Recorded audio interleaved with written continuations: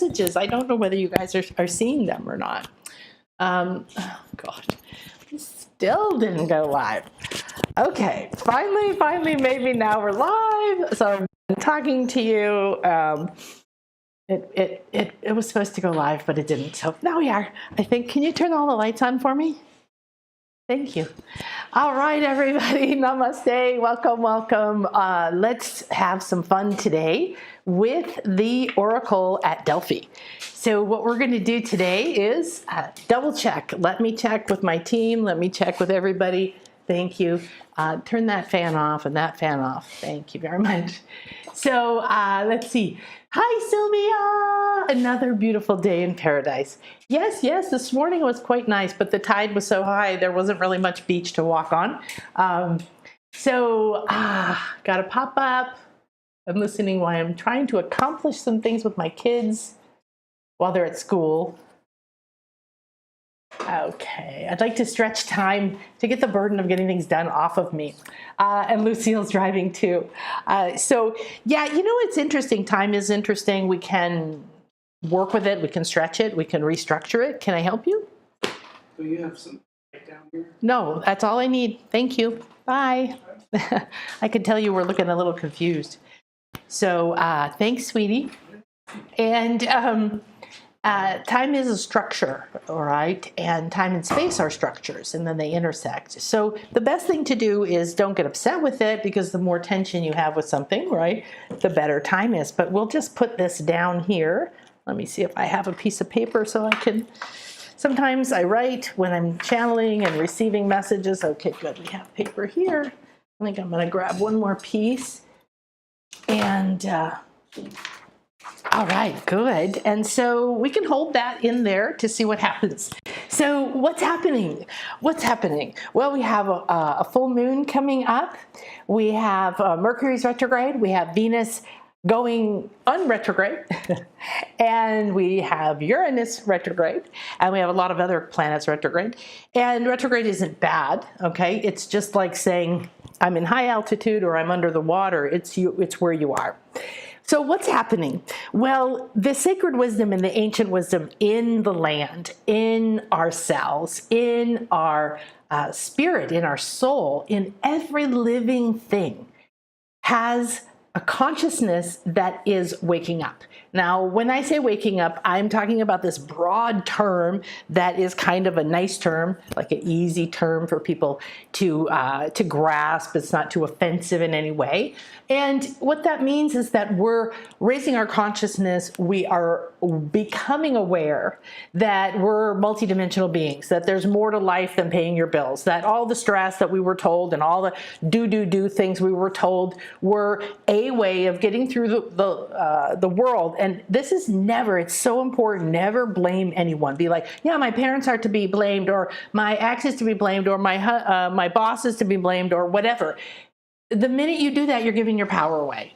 So overall, we have been having all kinds of experiences on this planet as the consciousness, as the state is being raised for the planet and everything on it. What happens when you start to work out? You shed pounds. What happens when you start to work out with your spirit, with your intuition, with your inner knowing, with the subtle realms, with a whole other reality that most and many of us were not only discouraged or never told was an important part of life, was to have a spiritual life as well as the pay your bills and wash your body life, right?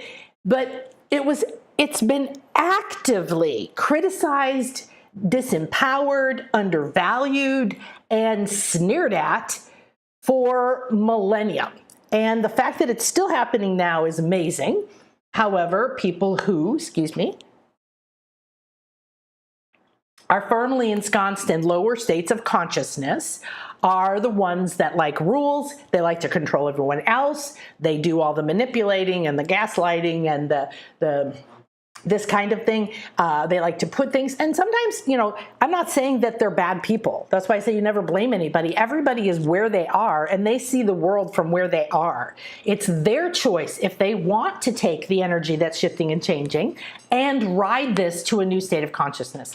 So for me, my number one thing is what is deep, what is sacred, what is spiritual, what's underneath that, and how do I come into a place where I am not controlled by anything in this world or anyone in this world or any belief or vow or contract or other energetic bond that I carry in my mind, in my mindset, or my self-image, or in my emotions and how I feel about myself, or possibilities, or abundance, or worthiness.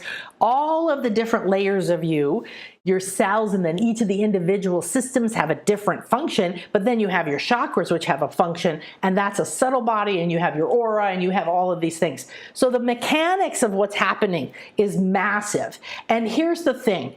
You are a light body. You are structured out of thought, intention, and light. And those things come together and create elementals, from color and rainbows to water, air, metal, and so on. Then those come together and they start to have a dance. And the physics of it is only one aspect, because when we see the science or the physics of it, we've seen it from our low conscious state. We could only imagine mechanical. We couldn't imagine zapping ourselves from here to there, or being able to take a picture of a baby in a womb of a lady in India when I'm in the US from a drop of her blood. Okay, these concepts have been on the planet, and yet very few people have been able to grasp them. So you want healing, you want manifestation, you want to manifest money, you want to create a healthy body, you want to align with an ideal soulmate or a positive, empowering relationships, whatever it is that you feel. You have to understand that there's two things happening. There's the part of you that says, no, you can't, and puts all the blocks up that keep you from believing it, receiving it, seeing it, following it, stepping out of your comfort zone to get into action and study it, or ask people, or whatever's required for that particular manifestation.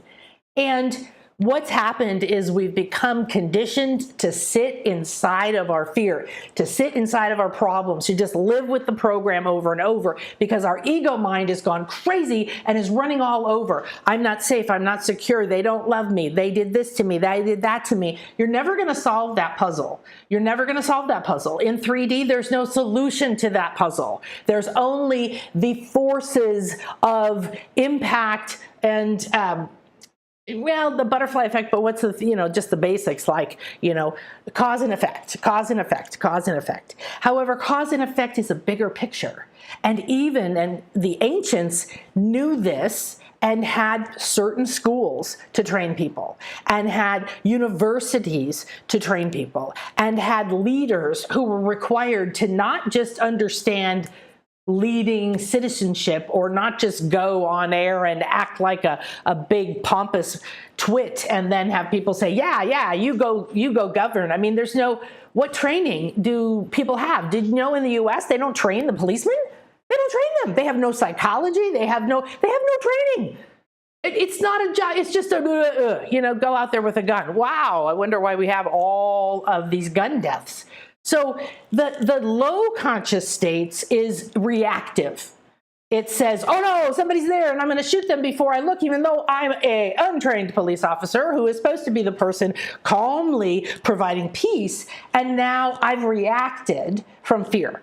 So reaction from fear causes fear, violence, criticism, and anyone who says incredibly violent, abusive, critical things to you, it is them. That is their state of consciousness. That is what they are seeing, and they are perceiving it through their veil. It isn't truth for you.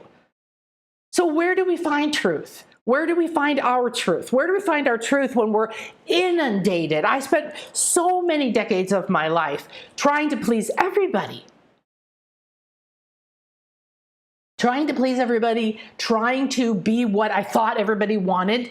And it stems, most people have a little bit of childhood sometimes where you're sort of allowed or adored to be talking to fairies and be this multidimensional being. And then at some point it's looked down on and you're criticized or you're asked to be a different person. And so that's the path of being on planet Earth. It's not his fault, her fault, or your fault. Nobody fucked up. Nobody did anything wrong. We need to let go of all of it. What everybody's doing is just spinning around in their little hamster wheel. But the people at work, it's not fair. And the people on the street, it's not fair. And this person did this to me. And when am I going to do that? And I can't go here because I don't have money. And then I quit my job. And now I need a job. But I can't. Then I won't have the time. And then this and then that. And I need this before that. And why doesn't the universe give this to me? And when. It's insanity. Pure frickin' insanity. The intensity of the energy right now is off the charts. And what we're seeing is we're coming through a cosmic energy where Leo, which is fire, like this, I'm here. Isn't it great? Not I'm better than you, but look at me, I'm great, I got this, I'm doing this. Here I am, I'm on fire. That's the energy we've been receiving. Maybe it's been burning things away for you. Maybe it's been bringing up more fear because you're afraid of your power and you don't want to stand bright and stand there and long enough for somebody to find you and pay you. How are you going to? You could actually look at your astrology and figure out why you're blocking money. Because you don't stand still long enough for everything that you've done. For people to find you, for the money to get to you, for the energy, right, to flow and to connect and people to see it. There has to be a communication and connection. So when we're running around trying to please everybody else, when we're running around worrying about things, when we're carrying heavy energies, and of course, sometimes you will, but you don't have to. And if you feel like right now, there's no way I can't carry negative energies around or think those things, then you're wrong and you just have never done it. All right, so keep moving because you can do it. You have to. You have to get free of the mind. You have to. Now, the mind is a tool and it creates. So with the mind, we can structure something, we can see something, we can plan something. And that's one thing that's a benefit of this vehicle in this dimension.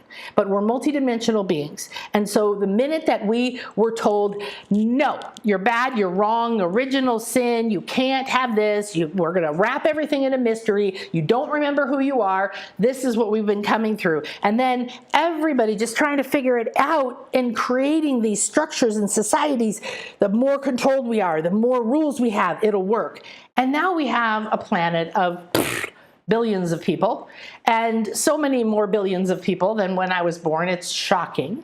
And the chaos, the noise, right? 24/7, 80 million emails, 40,000 TikToks, 80 bazillion Facebook messages, Twitter, and then all the shit going on in your head.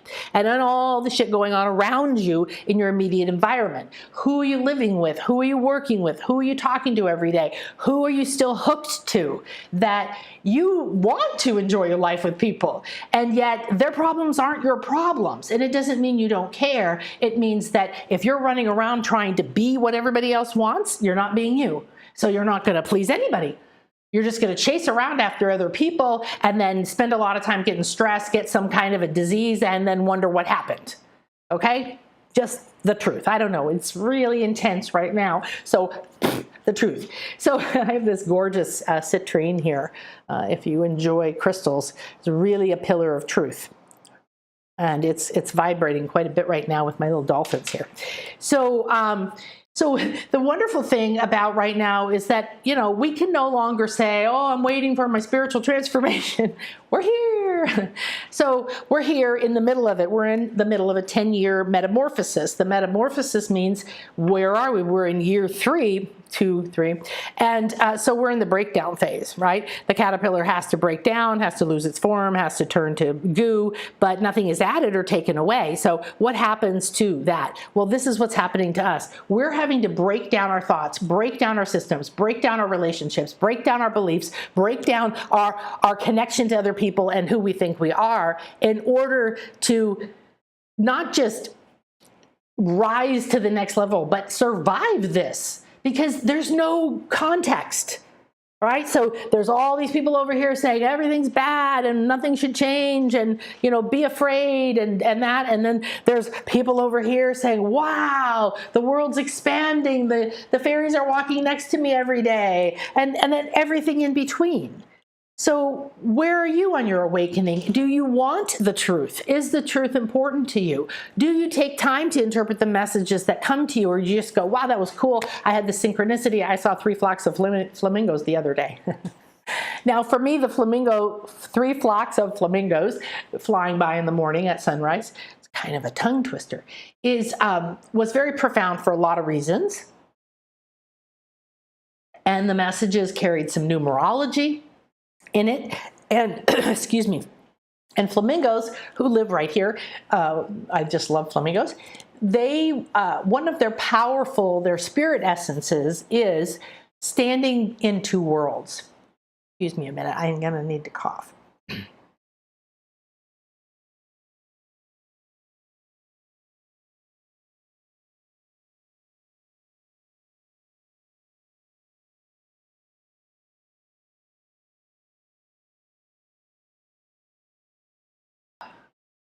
Okay, so standing in 2 worlds, and I saw 7 and then 11 and then 7.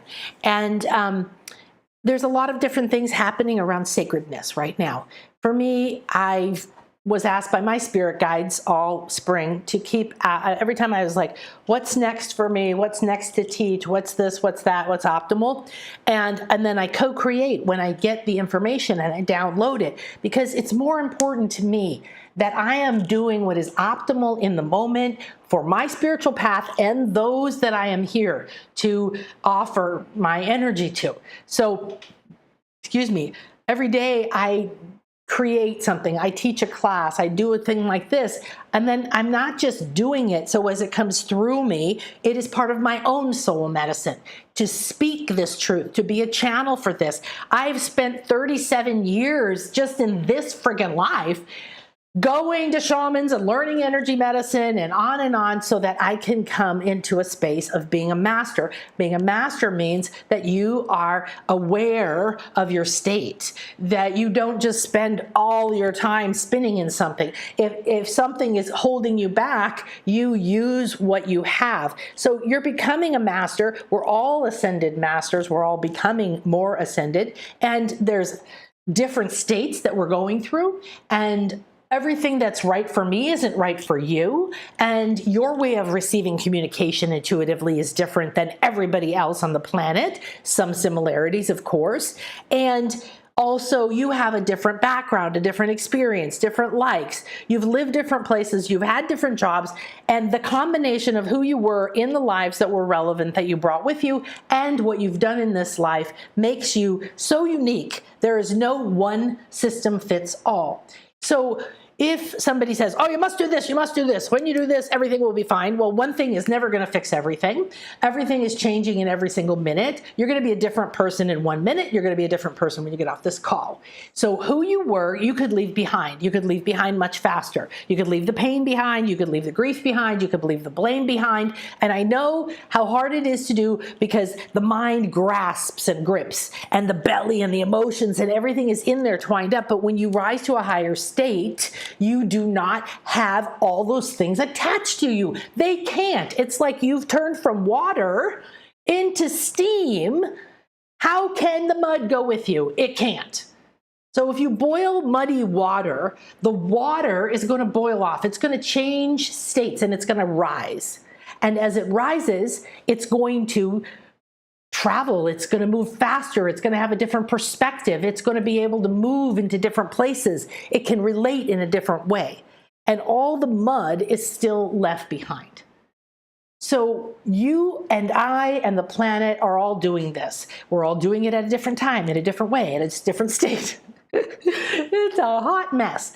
And yet I create my reality every day. I live somewhere that is a sanctuary. I've created it that way. I called to the land. I spend time with the land every day. I've planted things with intention. I talk to everything. I talk to the ancient spirits, the Mayan, the ocean, the clouds, the sun, the trees, my coconut trees. I think I have like 18 huge coconut trees. They're my guardians, and they have a beautiful essence. Of course, I love to eat them too, but they're spirit guides. They live in this land, and so do I.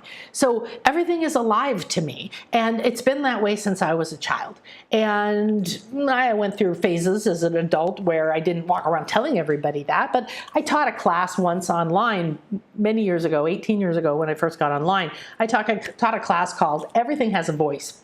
And essentially, it's that concept that everything is conscious. And so I could talk to this crystal, and it is a particular crystal. It's citrine and quartz.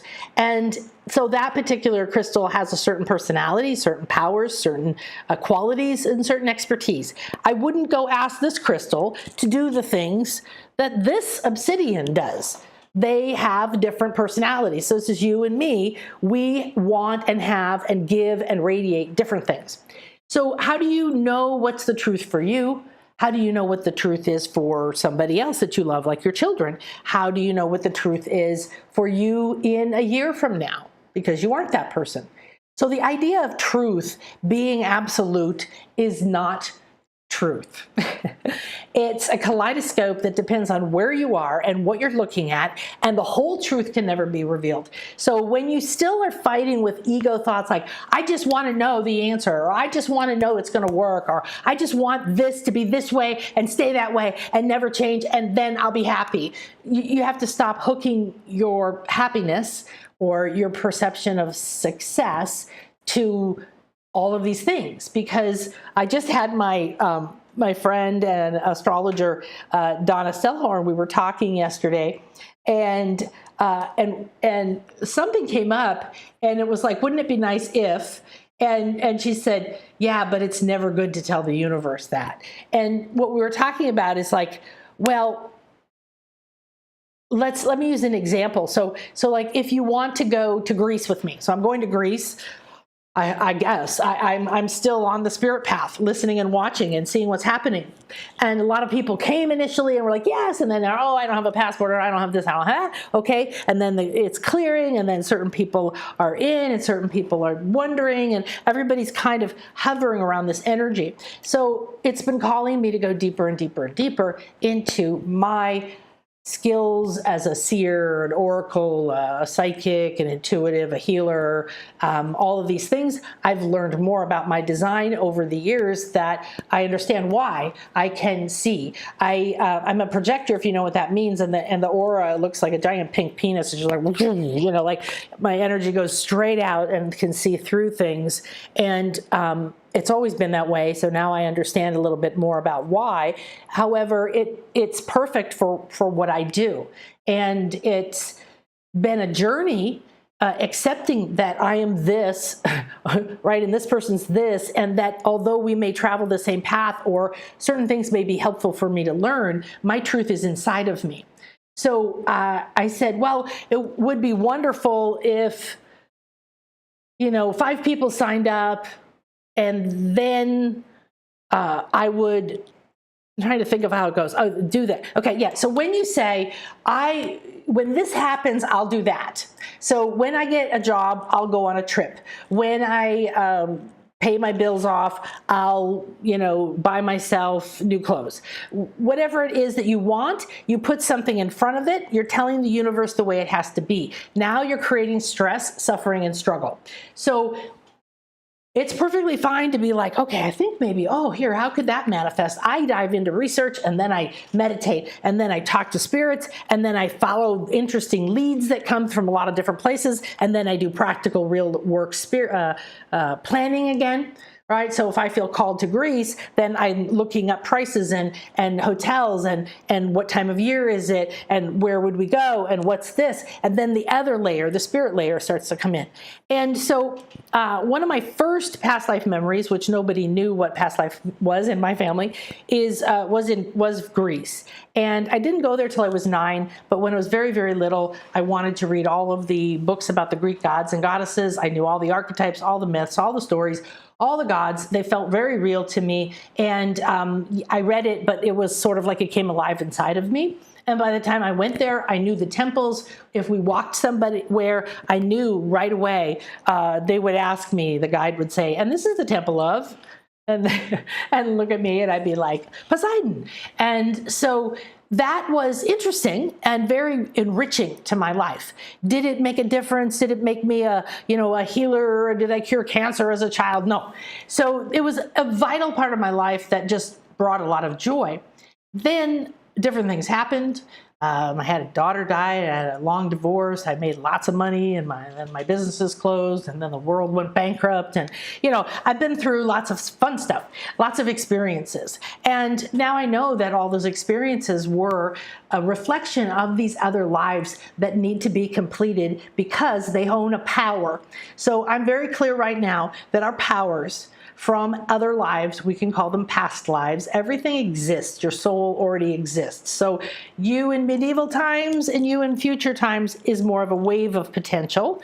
And you in what we call past times, linear time, are lives that typically we began to understand that they were holding us back, that they had a fear that they embedded, and then another life picked that fear up and created another drama story about it and got stuck and didn't believe they died, or died believing they were guilty, or had their head chopped off for being a healer, and so now they can't speak up. So we all have had these things. They've all been coming up in the psyche, in the dirt, in the earth, in the water, in the families, in everywhere for a couple decades now. In my world, people have been remembering their past lives and wondering why they were relevant or if they were real. And here's the thing. It isn't for ego. It is for empowerment. It is for freedom, healing, and empowerment. That's what they're for. So if you were an oracle, because I remembered being an oracle, the oracle, in Delphi. So Delphi is a very sacred place, and it's in Greece. And it's still one of the most famous places to visit. And what it does is, it's a gorgeous place on the side of a hill overlooking a bay in the Aegean. And it was famous all around the world at the time, in fact, for the oracle, who was always a woman. The oracles were trained. They lived there. I had all of my memories of living there. There's the site is above the road, goes up like this, with temples and theaters and stadiums and banks, treasuries. They have a lot of treasuries because all of the states and countries would bring gifts, very lavish gifts, because they would come to consult the oracle. Could you imagine that happening today? Could you imagine all of the world leaders, all of the people within a country that lead something, all the way down to the average person, could come to the oracle, give a gift, be purified in the springs, receive an answer, and go back home? And this was a ritual. People did this every year. They gave beautiful gifts. The rich states gave giant statues of phoenixes and sphinxes or something. Yeah, sphinx. And so what happened? What happens when you have a place that has reverence, that has respect, that has sacredness, that is known for finding truth from other realms? Not saying, let's go to war, let's write pros and cons, let's fight it out, right, to solve this problem. Let's think only from the physical. How can I force this to happen? How can I make people do what I want? Instead, you had an entire mindset that existed that believed in psychics, that believed in intuition, that believed in the sacred feminine energy having that, and believed in expanding the mind. So a lot of the things we have from ancient Greece are democracy and a lot of different ways of running the government and philosophy, and we still revere a lot of the teachers, right? Socrates and Plato and these different people. But remember, Socrates was like, "Ooh, you're so great. Oh, no, you said something that we don't like right now." So he accessed realms and information and understood things in a certain way and started to draw information out of the ethers. Albert Einstein did that too. Albert Einstein isn't considered an oracle. He's not looked down on as a silly, sacred, feminine intuition fairy girl. He's considered one of the most brilliant minds in the world. But do you think that he sat and stared at charts all day? No, scientists have to be super psychic and super creative and super expansive. So scientists who just sit and do charts and never sit and allow their mind to expand into creativity is a different type of scientist. It's not the kind that we're talking about. We're talking about ones that understood that they had an unconscious or a superconscious. They understood that when they dreamed, they somehow downloaded answers. My partner does that, really involved techie answers. It's kind of weird. And then if they sat with something or they looked at the numbers or they imagined them moving, they reached in. And then there's psychometry, which one of my teachers I lived with for a long time, not a long time, 2 months. I studied with her for a long time. I did live with her for 2 months to just get that boost. She was an incredible genius at psychometry. That means she could expand her mind and reach out of this layer, out of the 3D, 4D, 5D, 8D, 13D, out. Okay, and then come back with coherent information. So a lot of people can meditate, a lot of people can dream, and you come back and you don't remember, or you come back with a nice feeling, or you come back with a few memories or a few things you understood, but you don't have that ability yet to go out, find information. I call it co-creating, moving the things around and bringing it back like in a little pocket, like it's whole. You brought it back whole, not like, oh, that's right, it felt kind of good, and then that happened. So right now, we're still working through the depth of the fear and all this shit about you shouldn't be psychic and you're bad. And I even had a wave of my fear come up recently this weekend. There was a lot of energy that was blocking us and shoving us back. Do it again, do it again, do it again. Yay, Shelley. So that's the Saturn, the strict teacher. That can seem frustrating. But if you sit and say, but he wants the best for me. He wants me to do it right. He wants me to get it. He wants me to finish something before I go forward, because otherwise it's not going to be good for me. So finding our truth, becoming our own inner authority, witnessing ourselves without the judgmental mind, and allowing intuitive guidance and support to come from everywhere around us and within us in a way that's optimal is the way we're meant to work, like the flamingos were telling me, between the worlds. So they're flying, and they're on the earth, and they're in the waters, and they stand, and they are balanced, and they have this unique affinity. They're almost like a giant antenna.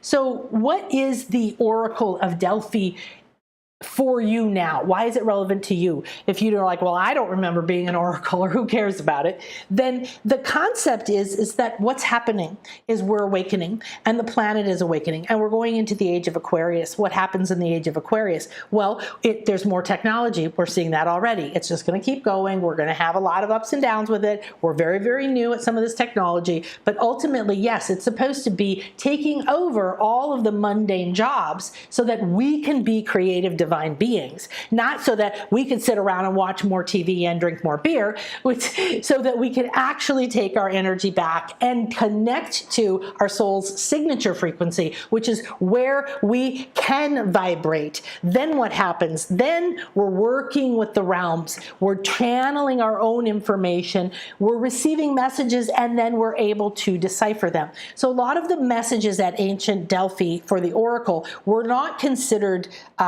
easily understandable. They felt they were cryptic. And yet they were still revered with high wisdom. So to me, the idea that you have a place, a land, that for a long time people came and held that intention, the reverence, the respect, the energy, that it was all about the subtle realms. There's a temple to Apollo. Who's Apollo? Well, he's the god of the sun, or he's the representation of the sun to the ancient Egyptians. And then there's Zeus and Athena and all these other gods and goddesses and Pan and nature spirits, and they had a vibrant reality with these non-physical beings. So their belief and their ritual and their words and their steps and everything they created there, and all the people who came there on pilgrimages to see the oracle, are concentrated there. So it was considered the navel of the world, Alfunfa or something like that is the word. And there's actually still a sculpture. It's a round sculpture with kind of like a rope, a twined rope going around it, carved into the stone. And it's still there, and it's placed right there. And it was considered, Delphi was considered the navel of the world, the center of the world. And so that place holds so much power to re-access that sacred energy instead of in your home, in your fear, you know, from this low state. If you go there physically, anywhere you go physically, you have an opportunity for an accelerated growth, a transformation, immediate downloads, immediate healings. Who knows what's going to happen?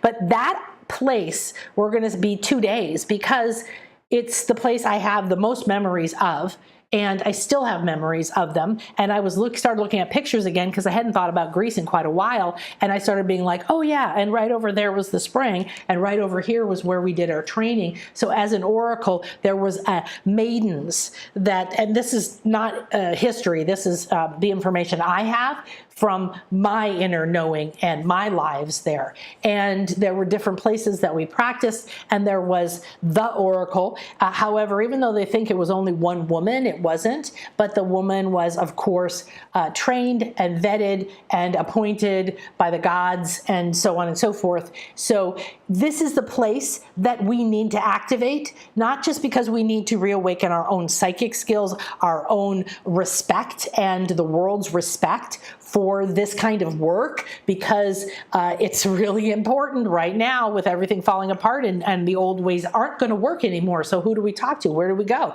We all need to become oracles. And this place had immense respect for the sacred feminine. I mean, the oracle could only be a woman. So from ancient times, prehistoric times, before they built this beautiful, the beautiful colonnades, all the Greek columns and the beautiful buildings that they built, and they always had a theater and a stadium, and just gorgeous, right? The way that they did things was so beautiful. Before that, in the caves of that mountain was the cave of the oracle, and I found it. I'm going to get very emotional. So I went on a quest. It kept coming to me. Pan is the god of nature through the Greeks, and I have a long history of working with Pan. I work with all disembodied spirits and gods, goddesses, nature spirits, unicorns, whatever. I don't get to work with unicorns as much as I would like because they just don't come. But I like them. And so to me, I can communicate with them now from here. I can communicate with them when I go there and I touch it and I sit there and I go in a sacred way. I always go everywhere in a sacred way. So if you come on the retreat with me, this one or any other that I do, we go with this intention. We already are in a sacred space. I'm already connecting. So you would be going to the navel of the world. You'd be going to the center of the world, and you would be going there in ancient times because you wanted an answer. Don't you feel that way now? Don't you feel that way now in your life? I want an answer. I want to understand. Who am I? What am I meant to do? Why is this happening to me? Whatever it is. So everyone that went to the oracle had to go through a process. It wasn't just like pay and go in, ka-ching, here's a ticket, okay? You had to come in a sacred way. You had to walk this path that was called the sacred way. You had to walk up it, and then you reached this beautiful, it was treasury, this beautiful building, and then it switched back and you walked up it because it's quite a steep mountain. You walked up it again and you came alongside the Temple of Apollo. And it was a long building with all the Greek columns, and this was where the oracle would sit. But in the beginning, the oracle was in the caves. And the cave of Pan, or the Charician cave is what it's called.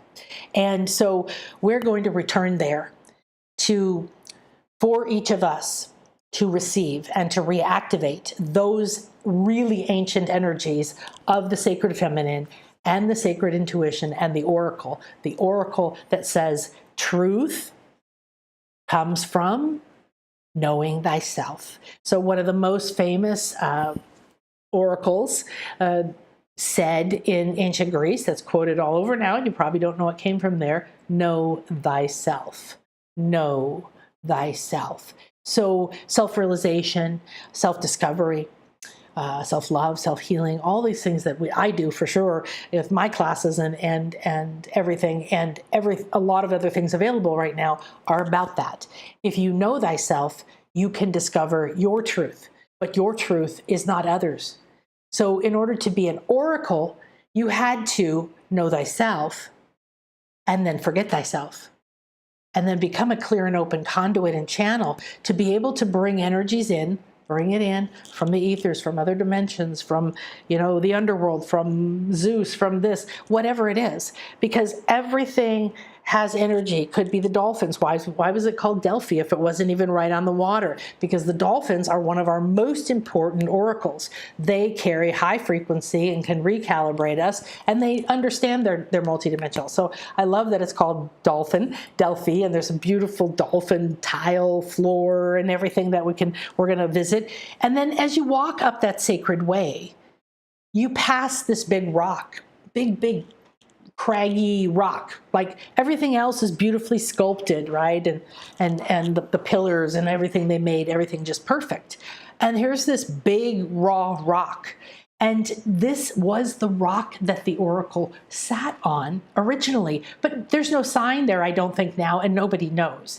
So we're going to go to this space to reawaken the sacred feminine respect, value, wealth, and the love and the opportunity to once again give the world a way of receiving sacred guidance that is not tainted with fear and greed.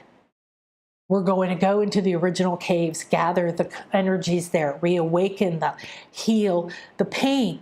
And Pan was the guide and the nature spirit god there. And I've worked with Pan every day for many, many decades now, and is a wonderful and delightful guide to have.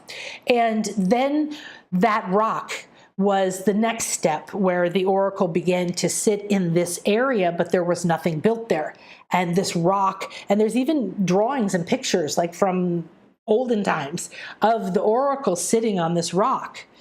And people are just walking by, taking their pictures, doing their tourist thing. And so we go in a sacred way because we know where we are. We've already tuned in. I'm going to be channeling messages. I'm going to be moment to moment, at night, in the morning, wherever we are, we're going to be doing our activation and then walking on the land and receiving things. And we're going to be guided where to go. Where could we go? I've investigated where could we go and sit and meditate at Delphi, one of the most places. Well, I've discovered how to go there when literally nobody will be there. I've discovered where you can go there that they let you sit and don't bother you. I've discovered the cave. I've discovered the first ancient rock. And I already know where the springs are, because not only did the oracle have to purify her in the springs, so waters, right? Then if you came to get an answer from the oracle, you had to purify in the springs. So you had to walk the sacred way. You had to make your gift. Then you had to come and purify. And then you had to be in this sacred place. So it went then, and they started to build temples. And they started to have the tholos, those beautiful round temples that you see. And they started to have this big, enormous temple to Apollo. But here's something else that we're going to do.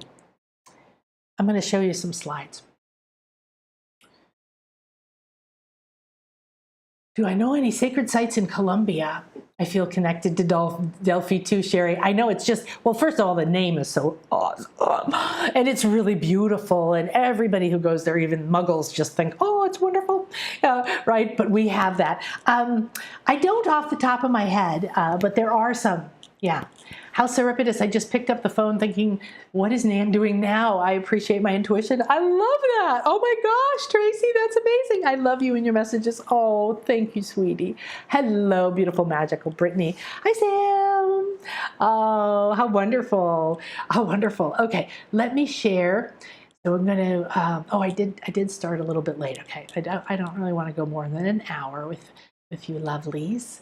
And, I'm so on fire with this topic, though. You can see the energy's gotten really intense. And what's walking an intuitive path is what? I'm supposed to go to Greece? Is it real? Is it, you know, like, and then deciphering the message, right? The messages and how they came, and then the synchronicities and the signs that kept showing up. And did that relate to that? And is this about that? Oh my gosh, this really does mean something. And then looking over and over and over, I'm so sorry. Where's my slides? Oh my goodness. Well, I don't think I have my slides open, do I? On the website, I've just made a video. I had to make it 3 times because of all the energies going on this weekend, so it isn't perfect, but I love the music that I made. And right now, it's just a little under 2 minutes showing you a bunch of the pictures of Greece. And so even if you're like, I can't go, you should watch it because I cry. Oh, okay. And so funny. It's very intense for me. First, remembering Greece, and then I'm so attached to where I live in the Mayan and all the things I do here daily that shifting to that mindset didn't bring a lot of magic to me at first. Then the more I looked into it, the more it awakened, the more people came, the more different aspects showed up, the more I was really like 4 hours of just consuming information or looking at photos. And then I was like, but this has to be sacred, but this has to be sacred. And who can I talk to that knows where I could meditate or where I could do this or how I could do that? And so for me, this is a whole personal journey, and it's a path of trust because I need to find enough people in a short amount of time. And is that optimal? And am I doing the right thing? Because I am not interested in forcing anything anymore in my life. Okay. So, what we do have is the opportunity now to awaken the sacred feminine anywhere. So you can do this in your house. Okay. So am I still showing you all my slides? Yeah. Okay.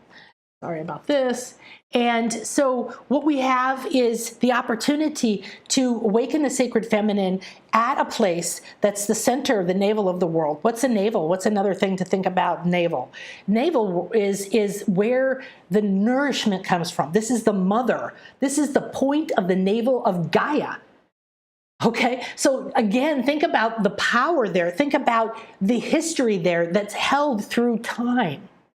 Okay, so I'm going to be doing these every day. I'm going to do 7 of these. There's one missing here. We're going to do the Dolphins of Delphi next Monday.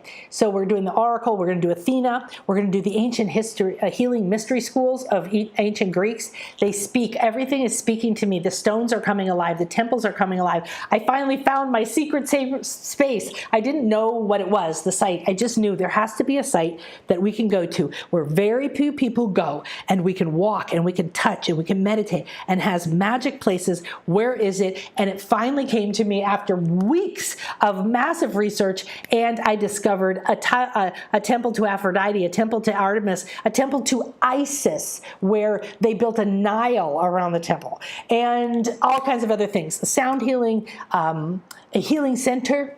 And there's another place we're going to go that was a healing center. It was the most famous healing spa center with, you know, a temple and meditation and baths and healing and doctors and a theater. And we're going to activate the healing in this site. So we're going to talk about the ancient stones, the gods and goddesses, and we're going to do a walking tour. And so it's going to be a lot of fun. Okay. So this is Delphi. And this is the Temple of Apollo on the right. And this is the treasury of Athens, the building with the pillars over here on the left. Now, when you walk the sacred way, you come up right in front of that building over there on the left, and then you turn and you come completely this direction, this way. Okay, up this way. And then you come into the Temple of Apollo, and then above that is a theater, and you keep going up the hill until the very top there's a stadium. Now, we are going to go in at night and day and different times to do different activations in different parts of this. We're going to do the cave as well, and we're staying overnight here. So we're literally going to be sleeping on the site, on the grounds, in this exact spot, not here in the temple, but right in the town, where all that energy, I'm telling you, is. So you're going to get to sleep there. Your dreams are going to be insane. I'm going to be doing healings and messages and channeling all this ancient energy. So it's going to be unbelievable. Now, look behind my head right here. I should have her kick my head out of here. Do you see this? Here's some rocks laying that are carved, and then this big boulder behind my head on the left that's sticking out. It's all raw. That's the rock I told you about. That's the oracle rock where the oracle would sit. Now, a lot of the stories, if you start to read about the oracle, was that people thought, oh, well, she was sitting over some vapors that were coming out of the earth and they got her high. And that's why she would say these things. So when you read this kind of stupidness, you know people are coming from fear and doubt. They are like, they don't believe in mystery, magic, and reality. They don't understand or don't want to understand or are afraid of people who can see and talk to other realms. And the fact is, we're all going to be doing that, and it's going to become normal. And those of us who are awakening now are really still on the leading edge of doing this. So when we do it, we offer it to the Akashic records. When we do it, we offer it to the earth. When we do it, we offer it to the people we know, to our family, through our DNA, and we offer it into the planet. So we make a difference in our lives. It makes a difference for everyone. We are all awakening. So the temple would have a place where she would sit, usually high up. And there was probably incense and other things like this. But when you have to criticize something or destruct it, remember we're in a cancel culture right now, which means that information is flying so fast. Most of it is nowhere near the truth. And the truth, again, is what? It's relative. So the truth for you is the oracle within. The truth for you is reaccessing your sacred feminine energies that allow you to receive. Okay? What has life been about? Since I've been on the planet in this body, it's been about do, achieve, make, chase, go. There's been very little that said, sit and listen to your heart. Sit and listen. Go sit in nature and talk to a tree. Take an hour every day to just be with you. No agendas, no thinking about anybody else, listening to your guides. Do you do that? Then how do you expect, right? The way we are relative. Now, there's a lot of you here that do this, that do your meditation and have all your rituals and you do everything and you really make your day sacred. And you're also at a crossroads. We are all at a crossroads. I'm at a crossroads because I didn't think I was going to be traveling. I love traveling, but my partner can't travel. And so there was a whole host of things and fears and logistics that just came up against me when Spirit said it would be super awesome if you went to Greece right now. And I'm still like, really now? Because you've got to bring the money. You've got to bring the people. We've got to, I can handle the logistics. I'm a master at that. And so over the weeks that this has been developing, my intuition, I've been there. I've been traveling there. I'm walking these places. I'm talking to the land the same way I do here with the Mayan ruins and the Mayan lands and the waters. And I've found more sacred sites we're going to talk about this week. And everything, though, comes back to Delphi. So this is where we're going to begin. It's going to be our very first day. Finding these things to me is like a magical mystery that is solved. All right, so tomorrow we're going to specifically talk to Athena, one of my absolute favorite guides and the goddess of wisdom, protection, and strength, and the goddess of Athens. She won that competition. Okay. All right, so I guess I don't have any of the other ones. Or the, wow, this is a very interesting. Okay, here. So I guess I can share this with you. I was looking for Delphi. Oh, it's going to be in here. Okay, so like I said, Ancient Greece is coming up. And my hope is that when I am there, I will be revealed whether we're meant to go back again next year, because I do feel called to the islands as well. So a sacred tour, and I've been doing this in a lot of different places, bringing healing and sacred stones and ancient things together. And now the ancients are awakening in Greece. So this is a sacred quest for me. This is a soul calling, and I believe it's a soul calling for others. I have a beautiful lady who's felt the soul calling and is texting me and being like, she's working on, I still feel like I'm meant to be there. And we're together envisioning and opening the doors and asking the oracle to help us find that way if it is optimal. So we travel together, we open magic doors where we go, we are going to hold hands, we're going to be connected through a lot of the different processes. We're going to bring this ability to raise the energy of light and wisdom of the sacred feminine, of the intuitive skills, of the oracle, and the wisdom of all the gods and the sacred stones and the nature back up to where it can be felt and healed. So we are going to have downloads, messages, and really bring these sacred gifts back to our lives. So this is Poseidon. I had a poster of him from the waist up on my, from the first time I went, on my wall for many years. So of course we're going to taste the Greek flavors and the foods and the beautiful sky and swim in the ocean and all of that. And we're here on a sacred mission, but doesn't mean we don't have fun. It means we love it more. We enjoy it more because we're not full of fear. So if you're bringing fear, we're going to do some things before the retreat where I'm going to help you release fear. I'm going to help you see where some of your connections are from your sacred spirit, from your ancient memories. You may have had a life here in the oracle or as an artist or a goddess, or you just may have been highly impacted by this culture. I mean, Rome copied everything from Greece. So you could be very, very attached to the energies of this, and there could be a different way. So as we walk, we're communicating with the land. And we're going to start at Delphi because we're going to activate the oracle. So it's a very important activation. We're going to do 3 activations, maybe more, in this site at different times of day in different places, and including the cave, where we can, this is a famous statue found called the Charioteer at Delphi. So when you have this experience, your sensory awakens, your soul and your body start to communicate.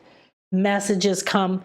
You're going to receive all kinds of messages and visions wherever you are with your intuition. It's going to go off the charts during this trip, and then you're going to come back a whole new person. And we're going to receive all these transmissions and downloads. So this is Athena. We're going to be going to Athens. I'm going to move forward and just show you all the beauty we're going to experience to get to Delphi, because that's what we're doing now. We're going to receive from Delphi. So we're going to reawaken the ancient magic of Delphi. We're going to reconnect the sacred feminine energies, and we're going to reinstall the respect and value and riches of the oracle, of the idea of having the best guidance, the most revered guidance, come from the subtle world. So this is one of the presents that was gifted to Delphi. It's used to stand on a pillar as you walked up the sacred way. It's absolutely spectacular. It's a woman, lion, bird. I'm not sure exactly what. So I showed you this. Now you can see the rock. You can see the big rock here much better. And I don't know if we can touch it or sit on it, but we will be doing as much as possible in the sacred way. So this is just give you a little bit tuning in. Then the Temple of Apollo. And this is the Tholos. This is down below a little bit. This to me is where I had most of my memories of being an oracle. I don't know if it was used for training or because it used to be complete, right? All pillars and then the center. And then up off to the right are the springs where I remembered bathing, purifying. So this is quite a famous picture. This is the Bay of Corinth that this overlooks, where the dolphins are. I don't know, I'm guessing that maybe the water came further in right below here at that time. So dolphins were a very important part of their culture and their healing and for the oracle. So we're going to be doing that call next week. This is the Temple of Apollo from above it, where we just walked up next to it. And this was the big temple. This was the temple where everybody went to hear ultimately the fancy oracle after she had all these buildings built for her. Now, what's interesting to me is that, and then you're going to have a room like this where you look out over that. And that's where we're going to sleep and get our oracle dreams. Oh my goodness, it's just going to be crazy. So here here's what I want you to tune into, okay? We're going to do this right now. There's some food and some other stuff. So we're going to do this right now. I want you to tune into this beautiful place, and I want you to think about and feel in your heart that you seek an answer, and that you're sincere, that it's worth it to you to make a pilgrimage. It's worth it to you to take whatever you have. Some people showed up, with a chicken. They just didn't have much, but they still came and they still received because they made the trip. And you want that answer, and you're going to hold that now in your heart. Now, what I want you to realize is that we're looking at the Temple of Apollo, and we're looking down over the other parts of the site where the oracle would work. And her energy's all over here. What was the original temple? It was a temple to Gaia. It was an earth goddess temple. It wasn't switched to a male deity, Apollo, the sun god, and I have nothing against him. I love him. However, what we want to do is reawaken the earth goddess. So the original oracle was grounded in Gaia. She was connected and called the Pythos, or the Gi. Gi was a giant serpent. Look at how all the cultures have giant serpents that are good, that are positive, until we had that switch into the masculine identity. They were always considered guides for transformation and shedding, life force and kundalini, and healing. And so Gi, Ge, the Python, Pytho, and Gaia, which is Greek, by the way. That word Gaia, we use it all the time, but that is the Greek name for the primordial earth goddess. Not just earth, but the earth goddess that holds and embodies all of divine feminine. This was who the original oracle was serving, was a part of her temple. And what's really relevant and powerful here is to think about when that ended. The oracle was still respected. However, it was like her true power was veiled. It was like her true power was put away. And it was like, oh, we can't tell anybody that it's really the divine feminine. We can't tell anybody that it's earth, right? We have to put all of this structure, which is masculine energy, around it. And so there's even a whole story of how Apollo killed this sacred serpent and how great it was. And now he was the master of the site and the oracle, and he took over. So to me, that's a wound that needs healing. It really needs healing, because that was literally the representation and the archetype of the death of the divine feminine, of burying it, blaming it, putting it under scenes, wanting to use it, and yet not respect it or pay it. So we've lived that story out in spades, haven't we? I mean, your life, but I'm talking about our history. And we're done. It is so important now that the Pytho, that the voice within, that the life force, you see, the masculine, divine, masculine energy was then used to take over, right? To be the supreme instead of to be the partner. So the Delphi oracle was called Pythia or Pytho because of this famous and amazing, beautiful Gaia deity. And what we're going to do is also reactivate that and bring that love and respect back. This high priestess is owning your power, becoming the king, becoming the queen, taking your power back. Does it mean that you have to serve as an oracle? Do you have to go learn divination and all these things? No, but you do need to have your own authority. So the soothsayer, the seer, the diviner of the Temple of Apollo is sacred because the Pythia was a real woman, carefully selected, and when one died, another one took her place. So there was a whole school of them, a whole gathering of women.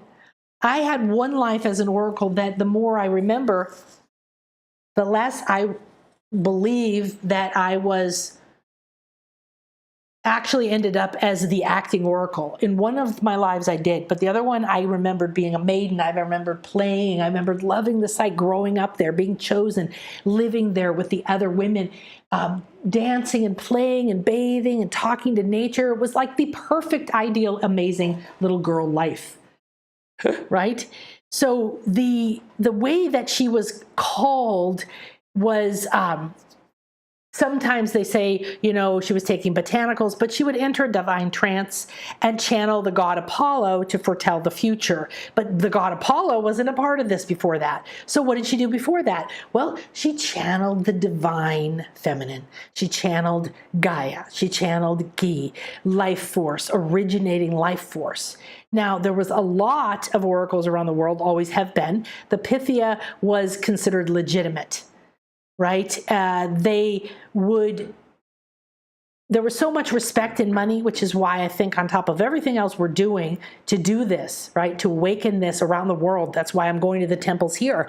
Not just the sacred feminine, but all of the magic, all of the things, and to help people discover the lives that they had that are relevant now so you can remember the schools you went to, the knowledge you had, the wisdom you had, because some of your talents are natural. You might need a little training or a little reminding, and then they're going to pop up. They're going to take over, right? So the Delphic sanctuary supposedly has 3,000 years at that point of a reputation and of people going there to worship. And it began as this place of Gaia. And the primordial goddess gave birth to all the gods. So Gaia is literally the mother of all the gods, even Zeus, the supreme dude god. So Gaia first lived in Delphi with her son, Pytho, or the Python. This was a mighty serpent or a dragon, and we're coming into the dragon year next year. So there may be a whole other activation we need to go back here to do next year to bring the dragon back to life. Her son guarded the site. And then she had a nymph, a beautiful Daphnis. Her prophetess was the first oracle of Delphi.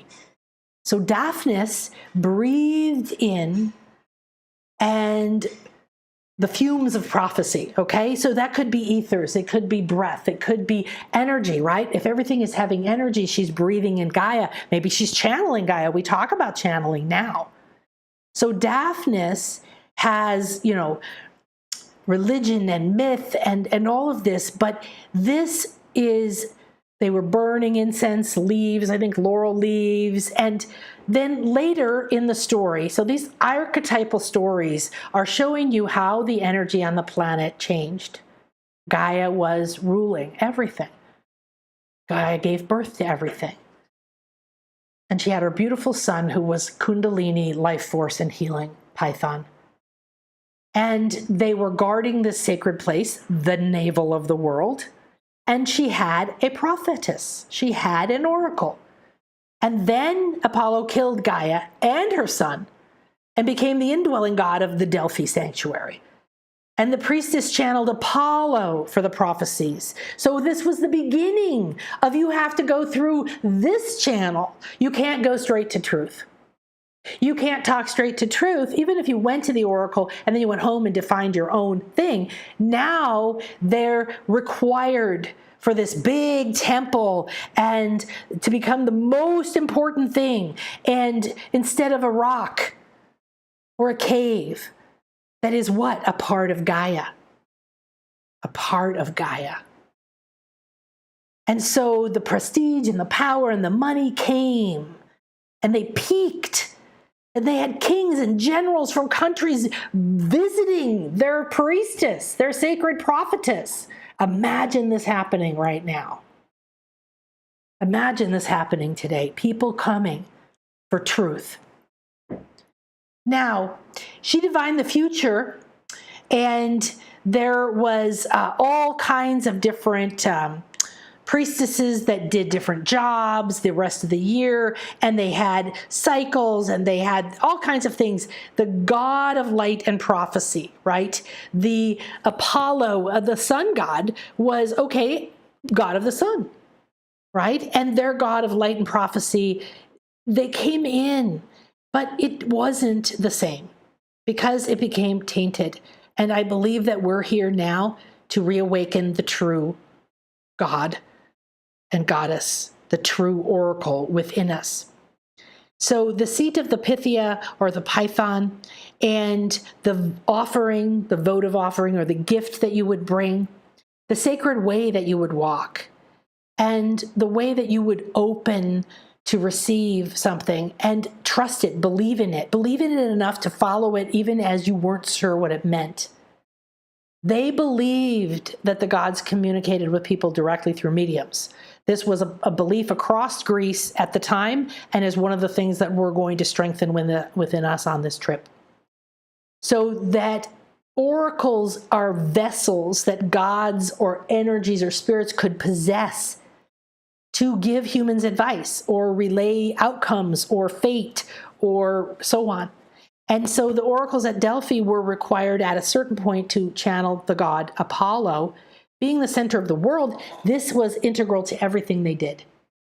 So they say that they found this by releasing two birds that flew in two different directions. Zeus did this, and where they crossed was the navel of the world. Well, it's interesting that they had to do that to find the site if Gaia birthed Zeus and everyone else. So the idea that that was a form of divination to reaffirm this was where she lived. This was where she gave birth to life. This was where you could access your deepest oracle. All right, so I'm so excited I could talk more, but I just want to bring in a message from the oracle now and free you to move on with your day. Thank you so much for spending time with me. I really appreciate it. Okay. Soaking that in, just incredibly beautiful, and that we have this opportunity to reconnect to this part of us now in our life. I don't know what I would do with myself if I wasn't super psychic. I've come to accept it, understand it, develop it, use it, channel it, strengthen myself so that I can become clearer, access new energies. I know that it's a never-ending path, that I'm always growing, that whatever I did at Delphi, whatever I did, I also was a priestess for Athena, and I know there were different places, so you'll discover when you're there too. And all of these things are relevant now, because look what I do. And they're relevant to the world, because look where we are. Do we have to awaken our inner truth? Do we have to know where to find our inner truth? We do. So much. All right, I'm going to check in with you real quick before I channel through an oracle message. Ooh, you're going to Colombia in September. I don't know, but I do have a client who came here to the dolphin retreat with me, who's from Colombia. Now, she's in France right now. She was in my intuition class, and she got a message that she led her to a past life by actually seeing a picture of herself that looks just like her now as a nun in a past life. And then another intuition that led her to a book that said, I would just want to travel the world, and all kinds of things that led her. Now she's there. She's in France right now, going to this ancient monastery to where this part of her lived.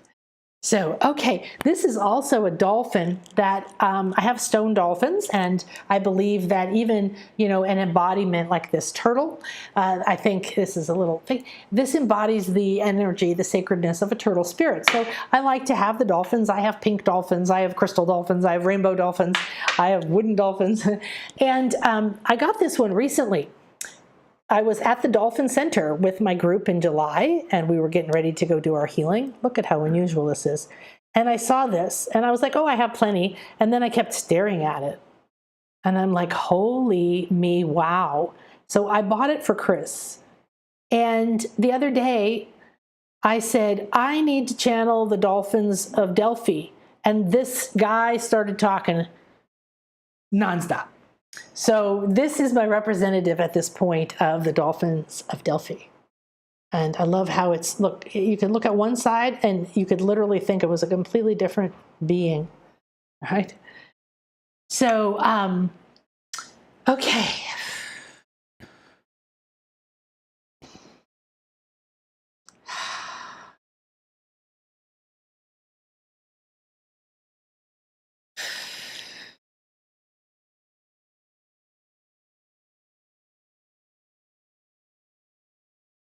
I'm on the rock, I'm on the rock. It's actually seems to be night, dusk. There's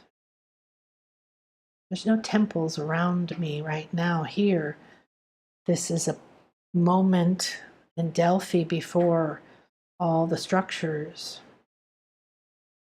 I'm on the rock and I'm looking out down the mountain and I see the bay. I think I see dolphins jumping. Just going, something's going like this in the bay way below. I sit here, my feet, my knees seem to touch my chest like a little kid or a fairy.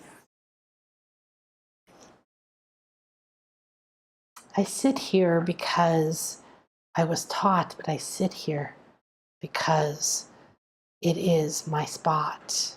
When I sit here, my root locks into the stone and it begins to vibrate with the power of Gaia, who birthed this rock and this body. And I sit here. I know that I am simply the chalice for what the gods wish to be known, what the spirits wish to share. There have been so many wisdoms shared.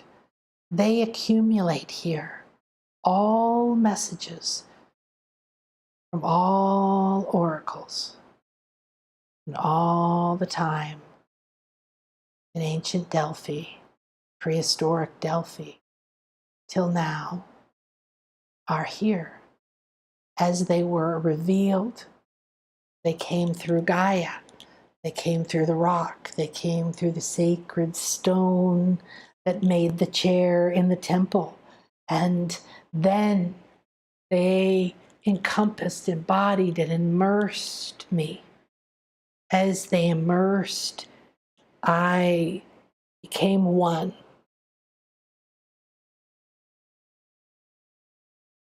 I don't see or feel my body. I don't feel or see the structures. They seem to be here, but not here. They are not relevant to me. Their power is only skin deep. The surface of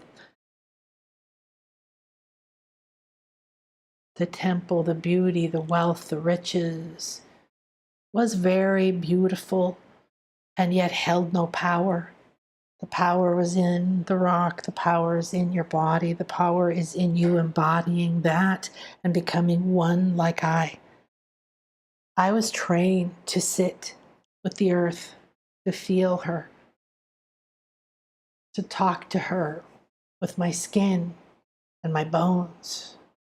I was trained to touch stones, leaves, my body, and to receive languages, messages right into my palms. I was showed how the winds, the clouds, the cycles of the sun were always sending energies, and the cycles were there to feel and to perceive. I was taught that my body was the least powerful part of me. I was taught that as I accessed the divine, through the tools, through the heart,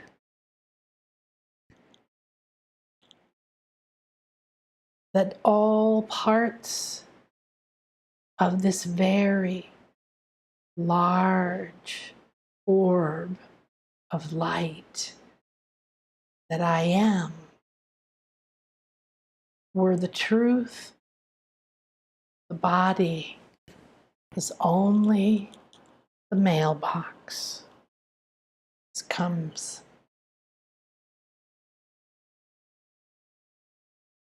I invite you to release the body.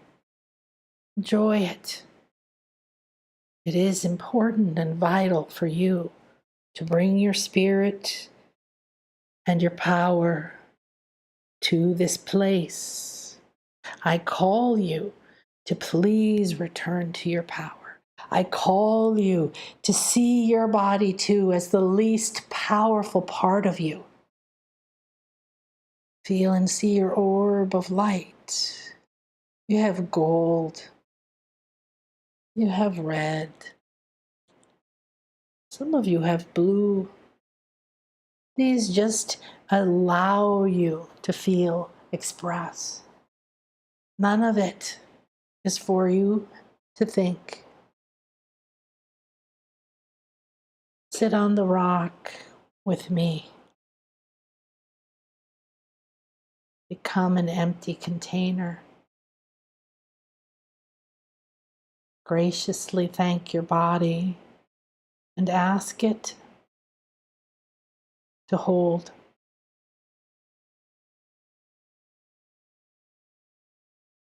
You're splitting open now. The divine energy is rising from the earth through the rock, through the stone. You feel it entering the vibration of the body. You allow it to enter the body. It speaks, sends signals through the nerves or the meridians, creates sensations in the belly, creates images in the mind. Receive.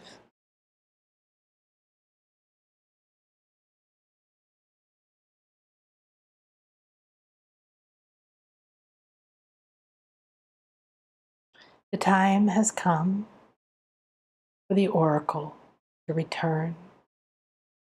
This is an oracle of life every day. This is the oracle of your design. You have many parts of you that are ready to speak. You must refer to the most famous and most vital of all the messages. Know thyself. In order to know thyself and then lose thyself, forgive thyself and release thyself. To be the clear channel means that you don't grasp anything for you. This is a life of service that I live. This is a life with great meaning and sacredness. Your life needs the oracle awakened within you because all are ready to have that. Without giving your life over to service of the greater world, for Gaia and the sun and the awakening of humanity. Lose thyself.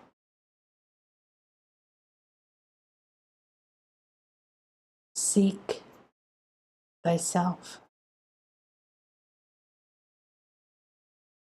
You do not know thyself, and you have not truly sought to know thyself.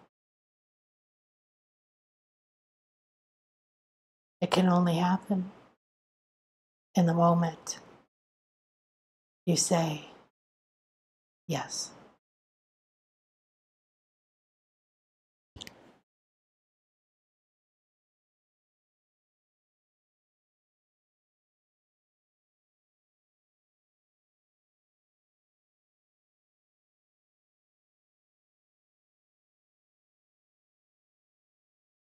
Nourish by reuniting with this navel of Gaia. Nourish must come.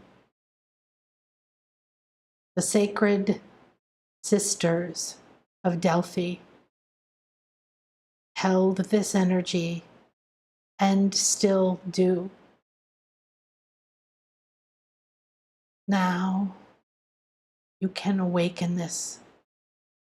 Nourish, drink only what truly feeds you. Do not drink the poison of the mind. Do not accept the present of the lie.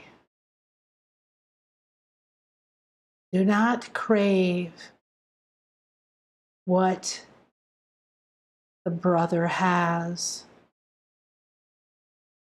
Do not allow the poison to reach your heart.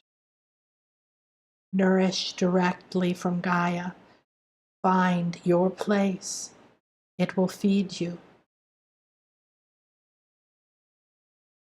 When you are fully nourished, satisfied, fulfilled, your cup will be full, and your chalice will be able to serve you. Your path is winding now. Nourish, and you will find it. Remember, wandering the wilderness is no longer the optimal. This option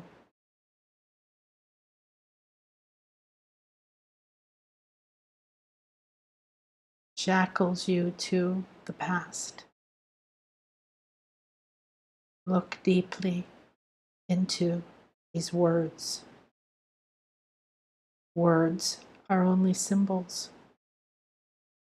Symbols hold energy.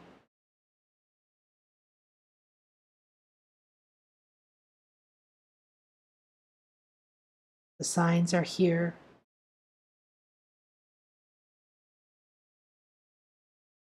Nourish.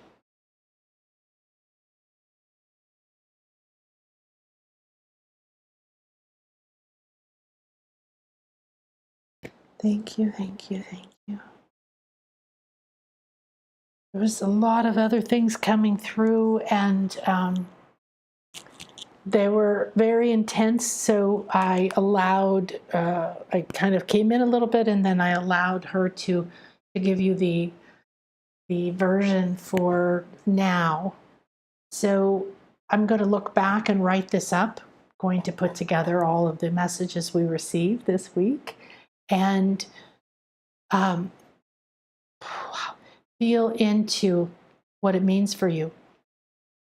I have the experience of that information coming through me and watching it translate through different senses into words. Sometimes the words are right, sometimes the words are close, but I have the feeling of it in my body. So we'll write that.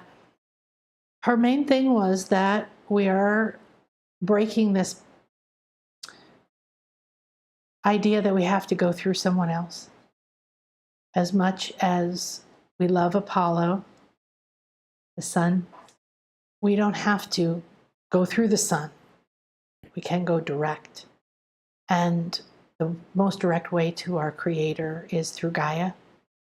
She birthed everything in form, and holds the primordial codes for that. And that is where you get nourished by your soul.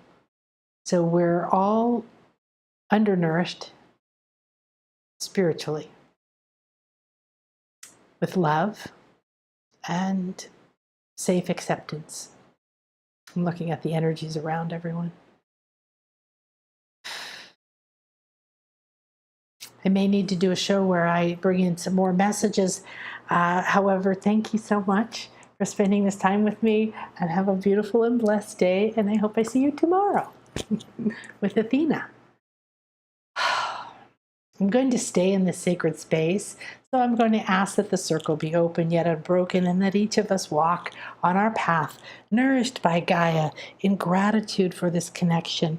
And all of us now that have become aware of what happened here, what is held here, how sacred and important this place is. You can look at a picture and go there. You can look at a picture and absorb it. You can come back and travel with me each of these days and receive this information in whatever way is optimal for you. How is it going to support you now? But I was very pleased that we were able to elicit the information. I guess I didn't have to elicit it, that it came through me to show us how important this is to do this. And I have already realized there's going to be sacred journeys going to places. I found a temple of Isis. That's an Egyptian goddess, yes. Found a temple of Isis at this one place we're going. And the whole thing was, she was guiding me, and I kept saying, but you're not in Greece. And lo and behold, the headquarters of her cult were moved there from Alexandria to this place we're going to go. And then there's temples of Isis, of course, in Egypt and in Italy and in Pompeii and in many, many, many places. So there's a whole idea of walking the sacred path and awakening the temples of Isis and other things. And here in the Mayan land, we have a beautiful site near here where they had the Sacred Feminine University, where they learned all about the energies of creation, masculine and feminine energies, and all of that. So we have the sacred wisdom is rising. It's rising within you. It's rising within these sites. It's rising with whatever you resonate with. So remember the sacredness in your life and the wisdom that's coming, and to be your own inner voice when it's something that you really need. Okay. Thank you, everybody. Namaste.